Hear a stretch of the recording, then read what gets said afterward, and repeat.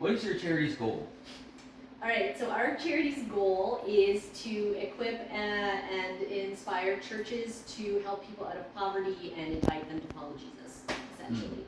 So we partner with churches to teach them to train people how to budget on one hand, and then we also partner with churches to do licensed credit counseling, so people will actually come to us with unrelated debts. And then our people in the room who are working right now, which we can go in and maybe say hi. I think they're all doing meetings with clients or debt center managers too. Oh yeah, they are. They actually, like, we have a trust account, and people will pay in. They negotiate with creditors to lower debts owed and help people actually get out of unmanageable debt that they couldn't have on their own. So those are kind of the two things that we do. Yeah, and it's all because it's all through churches. We want the churches to come around the people who are trying to get out of debt, give them a relationship, show them the love of Jesus.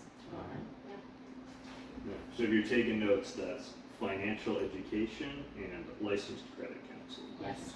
Yeah. Are two facets. Yeah. And how far do you guys extend? Like, what type of client, and also what type of clients do you guys take? Okay, well, in terms of extend, how far we go, like, we are in the GTA, so it depends. For the money course, which is the budgeting, just teaching, training across Canada, broadly. I think we have churches from BC to Nova Scotia at one time or another who've been teaching the course in their church. For the licensed credit counseling, we're licensed in Saskatchewan and Ontario, because you have to go through a whole bunch of accreditation stuff. There's very strict rules around it. So we're licensed to do that both in Saskatchewan, we're in Saskatoon, and here we have, 6, 7? Huntsville, Oakville, Burlington, Toronto, Hamilton, St. Catharines. Is that it? That's about it. Yeah, so those are specific churches that are partnering with debt centers. All right. Yeah. Our goal is to become Canada-wide. We are always looking for more partnerships, more churches that are willing to, that are willing to partner with us and extend, because the need is everywhere. Yeah. Even Hamilton alone, which has been one of our longest running debt centers, like there's more than enough need in Hamilton for us to have 2 debt centers. More like 5. 4 or 5. Yeah. Because there's just wherever we can get a center, that's where the need is. Yeah, well, and like, to connect with the reason you found us, you're looking at poverty and homelessness, is what you said? We were looking for this issue in our local area. Yeah, so the thing we see is churches, because we partner with churches, that's who we talk to most, about everything. Churches will often have programs to help try to alleviate poverty and homelessness through their own ministries. So they might have a food bank, they might have a benevolence team or a care team who will, someone will come in and say, like, my car broke down, can you give me a bit of money to help me? And so they'll do assessments, they'll have their own systems to help that person, or like help them cover the last bit of rent or whatever that is. How we can help is going in and partnering with those programs. So when a church sees so many families coming in week after week or month after month, and they're having the same financial struggles in meeting their needs, we go, well, if they had a program that could help teach those families how to budget and how to follow a budget, or help them if they're totally stuck in terrible debt and can't get out, we can do both of those things through the church's programs. So, because it's not something churches are equipped to do. They're not licensed credit counselors. They aren't like financial professionals who teach budgeting. So we're saying we have the tools to help you do that through your own program, so you can do even more poverty alleviation through your church. So if there's a church in Aldershot that sees the need that's around and wants to step into that, that's what we do. We partner with them and we say, here are the tools. You see the people, you see the need. We give you the tools, and you can help offer that financial education or that debt management. Yeah. All right. All those already answered. Do you guys provide like student grants, like scholarships or anything like that, or no? Yeah, typically we focus on financial empowerment as opposed to financial aid. So we often get asked, oh, do you give out grants or give out loans or give out money? Yeah. It's not something that we do, because our goal is to empower people to be able to manage their own finances as opposed to giving people something, to just, temporarily help them out. That's part of why we exist and why we help, because a lot of churches will have things like benevolence funds where, someone will say, I need this much for rent, I need this much for whatever else, and then churches will generously give them that, but then they'll start to notice that it becomes a recurring issue and that it doesn't actually solve the underlying problems that are there. That's why with licensed credit counseling especially, it's a much more comprehensive program as opposed to just giving money. It's rather saying, how can, we're not going to give you a fish, we're going to teach you how to fish. And we're going to show you what are the steps you can take in your life to ensure that you can generate that, whether it's increased income, reduced expenses, whatever else. How do we ensure that you can actually get yourself on your own? So, say we win this $5,000 grant from YPI, what would you do with it? That's a great question. What would you do with it, Nathan? Yeah, I think the biggest focus for us right now is expansion. Like we are trying to, the need is so great, and this year and last year in Canada, the number of people calling into our center and the number of folks that are in desperate need of assistance has increased far beyond our capacity.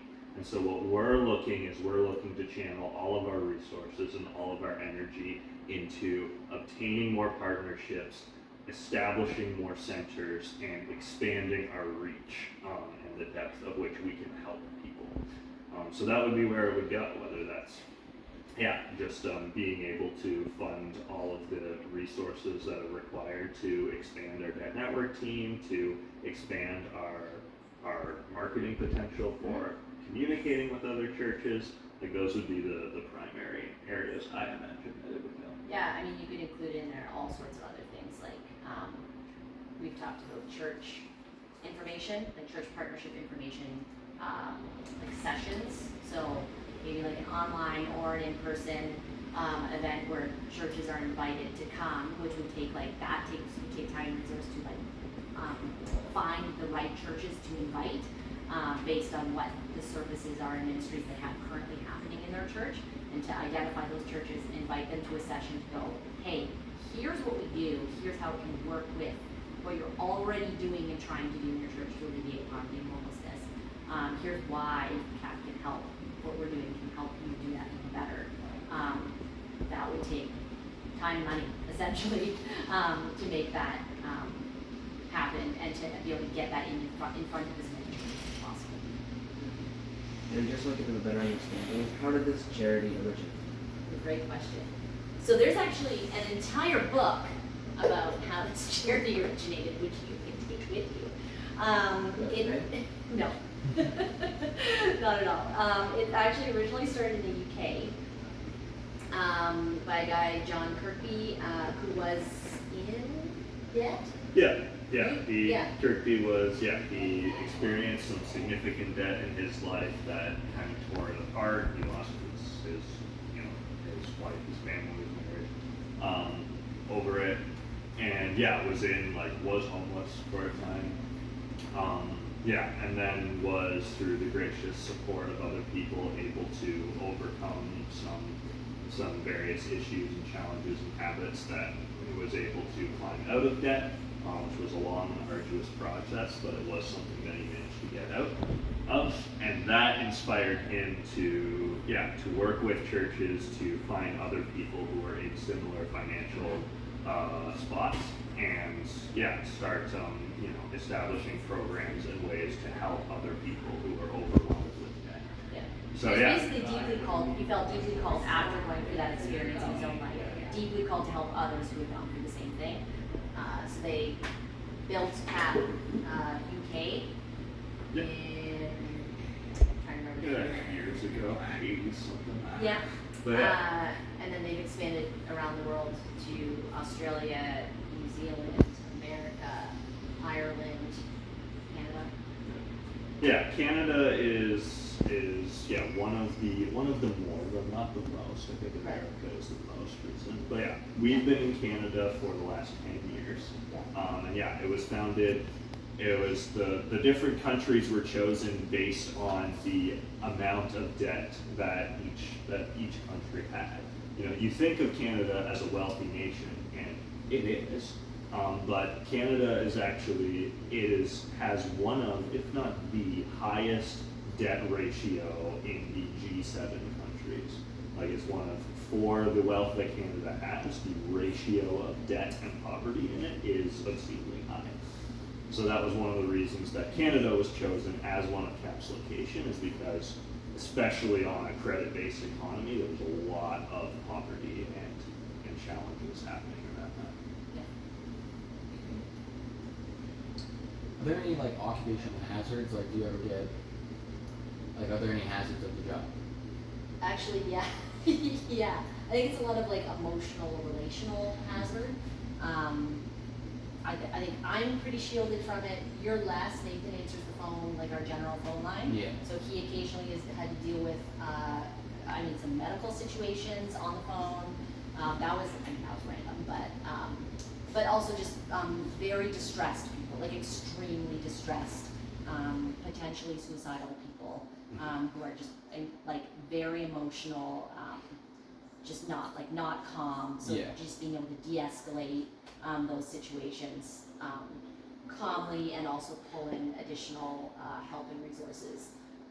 So we know what's the crisis helpline that we have, like our 2 phone people know when I need to, I can refer this person and tell them you need to call this number, because they have the even further better skills to de-escalate someone who is really on the edge.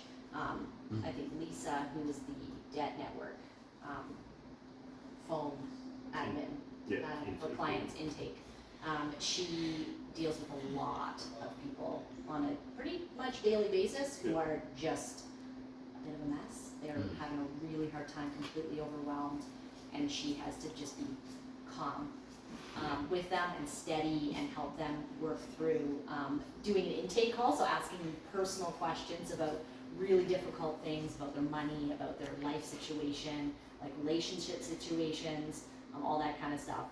Very challenging. So there are, like, we have measures in place to, when there's a particularly difficult call, go take a walk after, or like what kind of assistance and help do you need for these guys, like Nathan and Lisa especially, I think, because they often are dealing with really challenging people. And also like check-in meetings, I guess, annual check-ins can be on, nope, not check-ins, advice meetings. So when they, the team creates a budget for a family and presents advice, which are options of how they can get out of debt. So they might include, like, you need to claim bankruptcy, and here's the path through. So like, we'll walk with you through that, but this is one of the options. Or the other option is you pay off your debt, small monthly payments over every month for this many years, and you'll be debt free. And then there might be another option, like you need to, if you sell your house, you can actually pay off all your debt. So those might be 3 options presented to a family. The options can be really, really hard to hear. And so, like, that can involve a lot of, just personal pride in, like, everyone has pride in their home or their possessions or their job or whatever that is.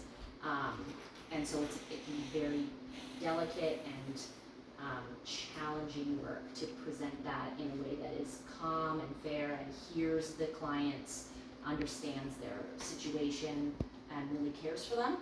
So them as well, when they have those meetings afterwards, there might be needing like a cool down, just take a breather, go step away from your desk, walk around,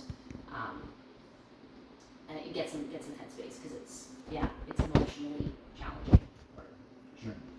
Yeah, and I would add 2 things on that. Is like, 1, 2, it can be especially taxing for I think Lisa especially is, having to when somebody calls in and they're in such a state of distress, and we're not able to offer them assistance. That is where it gets really hard, and that's a frequent occurring challenge, because most of the people that call in, we can't help because they're outside of our range. and that's why we're trying to expand as much as we are.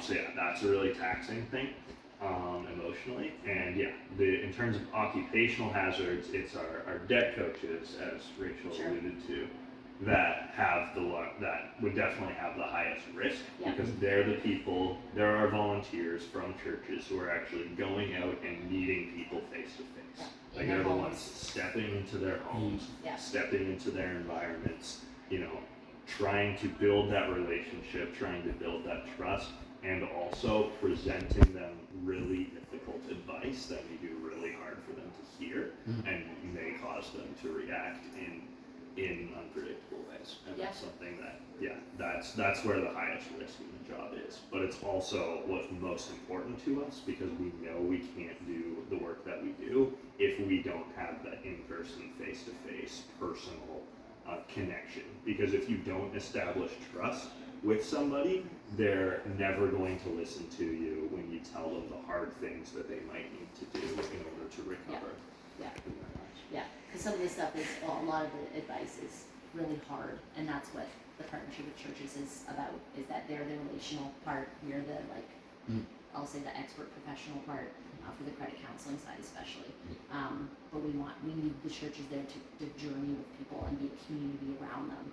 Because we can't go and hang out with every single person. There's 7 of us in there, and there are a lot of people. Like, there's a lot of current clients who are on a journey out of debt and repaying off debt, and we need the churches are needed to have those communities around them.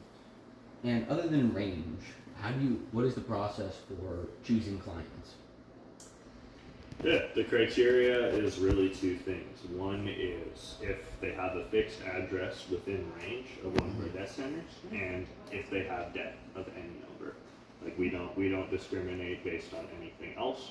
We don't have a certain level of debt. If it is, if it is a very small number, then we'll work with it, and it'll be a quicker process for everyone. Typically, that's not the case, because typically people don't seek help, especially licensed credit counseling, unless they are within a real serious debt that they can't get out of on their own. But yeah, those are our only 2 official. And I think to add to that, who we end up meeting most often are those who other credit counselors, other credit counseling organizations won't even talk to.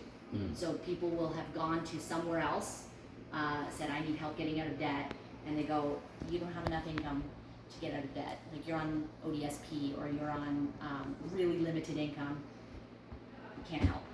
And so those are the people who we help.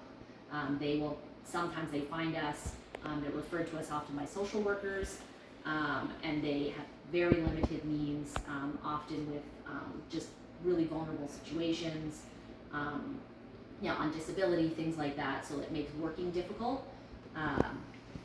So those are the people we help, because this is not, as we've been told many times, this is not like a profitable, what we are doing is not a profitable business. It is a good business, it is the right thing to be doing, and it's helping the people who really, really need help, but helping people who really need help doesn't make money. Which, that's why grants like this actually are super important, because these people would be getting nothing, and they've tried to get help from other places, and they get turned away. They're not going to get help. It's very impersonal. They don't care. We care, and we have systems to set to help people get on the right track. But it makes it challenging. It is a challenging landscape for people to work in. But it's very rewarding. Yeah, it's one of the things that makes us, Christians Against Poverty, unique as a credit counseling organization, is that all of our services are completely free of charge. And there are very few, if any, other organizations that are doing that for exactly the reason that Rachel said, is because it's not a sustainable business model to offer it free of charge. But yeah, we do it because people who are already so deep in debt, they cannot afford extra fees on top of that. Yeah. Typically what a lot of other organizations will do is they'll build fees into the repayment plan structure. But if you're on like a repayment plan, you could be looking at, 5 to 10 years already. And so if you add a regular fee on top of that, if you add interest rates on top of that from your very own credit counseling organization, it becomes unsustainable. Yeah. So yeah, that's why the people that we deal with, like we are their only option. Yeah. And that's why we're funded by donations. Mm. So there are foundations, organizations, charities, and very generous people who make what we do possible, because they all understand, like we do, that this isn't a money-making scheme of any stretch. This is a help people who need it the most. Mm. Program. Yeah. And if you don't mind me asking, how much of the donations actually go to the charity, and how much just go to like administration costs and like rent, if you don't mind me Yeah, asking? it's a good question. I don't know if I could give you exact numbers on that right now, but so like the amount of admin fees, admin cost, everything is related to a program. Mm. So all of our administration is related to running the programs. So I mean, Nathan is an admin, but he's administrating the Cap Money program with churches. So he's making sure that churches have the resources and equipment and training. He's running training courses tonight. So I'll say a small portion is actually going to like generic admin. Everything else is going towards making sure we are licensed, properly licensed, which is very important. There are a lot of requirements. I'll say, I think, when is it, our accreditation is coming up next year, starting next year, and there's a list of like hundreds of check boxes of things, hoops that we have to jump through with the licensing body to say that we are legally allowed to do what we're doing. But we couldn't offer what we're doing without that. So that I'll say the costs of doing that mean we can run our programming. So everything is going towards that. Small portion for like just organizational admin. Everything else is based on running our programming. If you want numbers, I can look something up and see what I can get you by email. Alright. Yeah. I've already answered one of my questions, but do you partner with other charities? Sure. Yeah. We're actually in Salvation Army. Yeah, Salvation Safe Army Families. is a big one. Yeah, Yep. Safe Families, Celebrate Recovery. Yep. When we partner with other charities in the sense that like Salvation Army, for instance, they are a church who runs all kinds of charitable organizations. So we have partnered with Salvation Army in their most recent initiative called Pathway of Hope, which seeks to bring in several other organizations all across Canada and provide complete holistic support for people in any sort of area of need. So that includes homeless shelters, that includes, basically everything from being completely, without a home, without a dollar to your name, to, needing a bit of extra, just education on managing the finances that you have, all of that kind of stuff. Pathway of Hope seeks to take somebody from essentially stage 0 to, your sustainable, normal life. And we are part of that journey with Salvation Army. So through our Cap Money course, we are seeking to help people who are in a stage where they are receiving some kind of income and they need help managing that. So that's where we step in, and again, Salvation Army also, we partner with their churches, they facilitate those courses, we give them the tools to do that. So yeah, that's one example of the kind of partnerships that we make with other charities.